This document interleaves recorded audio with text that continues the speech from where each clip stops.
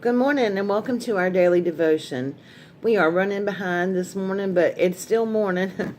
But I did take some extra time to sleep in. I got up so early yesterday and hadn't had very much sleep, so I wanted to rest because my body said it needed rest.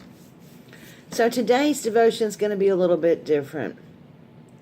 A friend of mine, Miss Teresa Salowitz, sent me something yesterday on Messenger, and it just caught me, and it's a little story, and I want to share it with you, and you'll figure out why as it goes along. But this little story has so many different meanings, and it's all about John 3:16. Do you understand John 3:16? Well, let's see what the story says. A little boy was selling his newspapers on the corner of the street. He was watching as people were going in and out of the cold, but he was shivering a lot himself. The boy was so cold that he wasn't trying to sell many newspapers. He saw a policeman, and he walked up to a policeman and said, "Hey, mister, you wouldn't happen to know where a poor boy could find a warm place to sleep tonight, would you? You see, I sleep in a box around the corner there down the alley, and it's awful cold in there tonight. It sure would be nice to have a warm place to stay." The policeman looked down at the little boy and said, "You go down the street to that big white house and you knock on the door. And when they come out, you say John 3:16. And they'll let you in." So he did. He walked up the steps and he knocked on the door. And this lady answered the door. And the little boy looked up at her and said, "John 3:16. And she said to him, "Come in, son." She took him in and sat him down in a rocker in front of a big, huge fireplace. And she went off. He thought to himself as he sat there, "I don't understand John 3:16, but it sure makes a cold boy warm." Later, the lady came back and asked him, "Are you hungry?" And the boy said, "Well, I haven't eaten in a couple of days. A bite of food would probably do me good. Or I could use a bite of food." And so the lady led him to the kitchen and a big table full of food. So much food he's never seen before all at one time. And he sat there and he ate and he ate and he ate till he could eat no more. And he thought to himself, "Oh man, I don't understand this John 3:16, but it sure makes a hungry boy full." So after this, the lady took him upstairs where she had drawn him a warm bath. And as he was soaking in the bath, he thought to himself, "I've never had a bath before. Not a real bath, except for just when they were flushing out the fire hydrants I would get in front of." And he said, "I really don't understand this John 3:16, but it sure makes a dirty boy clean." Then the lady came back and dried him off, and she gave him some warm pajamas and led him to a big, thick feather bed with all the covers on it, and tucked him in and kissed him goodnight. And he watched the cold snow come down from the sky. And he said to himself, "I just don't understand this John 3:16, but it sure makes a tired boy have rest." So the next morning, the lady came back for him, took him back downstairs, fed him again. He ate at the table with plenty of food. And then she led him into the living room in front of the rocker, in front of that big old fireplace roaring.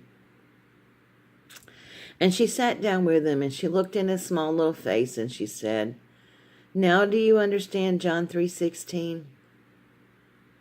And he said, "No, ma'am, I don't understand it." And she pulled out her Bible, and she turned it to John 3:16, and she began to tell this little boy about Jesus. And you know, that little boy sat there in front of the fire that day and gave his heart and his life to Jesus. And he said, I still don't understand John 3:16. But it makes a lost boy feel safe. And the story goes on. I don't fully understand John 3:16 either. And there are really days that I don't understand it at all. I don't understand how a God can let his son come to heaven and die in agony on a wooden cross, innocent. I don't understand how he could watch from heaven and be in so much pain. I don't understand how Jesus could stay on the cross in so much pain when he could have pulled himself down. I don't understand love that's so strong for me who wasn't even here yet, and for you that wasn't here yet. But he loved us so much, he stayed on that cross until it was finished, until it was completed.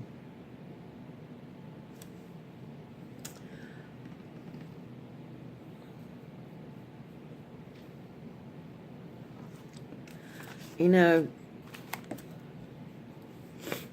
John 3:16 says, For God so loved the world that he gave his only begotten Son, that whosoever should believe in him shall not perish, but have everlasting life. That's John 3:16. Do you understand John 3:16? Do you understand the magnitude of it? Just that one verse basically describes the whole Bible. The whole purpose. Adam and Eve committed the first sin on this earth. And from that day forward, we waited for a Savior to come and redeem us from sin. And his name was Jesus. In order to do that, he had to die an ugly, cruel death on a cross. That he could have easily pulled himself off, but he didn't. He loves us that much. Do you believe in John 3:16? I pray that you do. And you know, my friends, as I was reading the story, I also thought about how this little story could teach us so many things. Not only does it teach us about John 3:16, about what Jesus did for us, an example how if we are cold and hungry and tired and weary and lost, he can find us. He can save us. He can protect us. He can give us what we need. Yes, that's what the story is about. But it also is a good reminder that in order for somebody to understand any inkling of John 3:16, we have to live John 3:16. For you can never tell anyone about God's true love if you let them sit there and be hungry or cold or needing. Until we meet their needs, they'll never truly know God's love, because we need to show it to them in order for them to understand it. So my friends, have a beautiful weekend this weekend. Please be safe and remember John 3:16. I love you all.